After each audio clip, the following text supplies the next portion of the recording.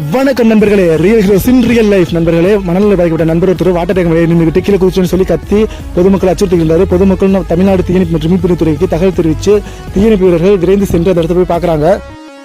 Water tank மேலே மணலில் பாதிக்கப்பட்ட நண்பர் ரொம்ப ஆக்ரோஷமாக கத்தியிருக்காரு. அதில் பார்த்து நம்ம தீயணைப்பு வீரர்கள் அவருக்கு அந்த மணலில் பாதிக்கப்பட்ட நண்பரோட உறவினர்கள் வர சொல்லி பேச சொல்கிறாங்க. எதுக்காக அந்த உறவினர்களை வர சொல்லி பேச சொல்கிறாங்கன்னா, அப்போ தான் மேலும் அந்த மணலில் பாதிக்கப்பட்ட நண்பர்கள்லாம் ஆக்ரோஷமாக மாட்டாங்க. ஏன்னா டெய்லியும் பார்க்குற பேசுகிற பரிச்சயமான முகங்கள் பேசும்போது மணலில் பாதிக்கப்பட்டவர்கள் மேலும் ஆக்ரோஷமாக மாட்டாங்கன்னு அந்த மணலில் பாதிக்கப்பட்ட உறவினர்களை முன்னாடி பேச சொல்லிட்டு பின்வழியாக, அதாவது அந்த டேங்கோட பின்வழியாக இருக்க அந்த குழாயில் தீயணைப்பீரர்கள் ஏறுறாங்க.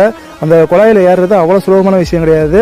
ரொம்ப திறமையாக தீயணைப்பீரர்கள் மேலே ஏறி அந்த மணலில் பாதிக்கப்பட்ட நண்பரை லாபகமாக பிடிச்சி எந்த விதமான பாதிப்பு இல்லாமல் அந்த வாட்டர் டேங்க் மேலே இருந்து கீழே இறக்கிடுறாங்க.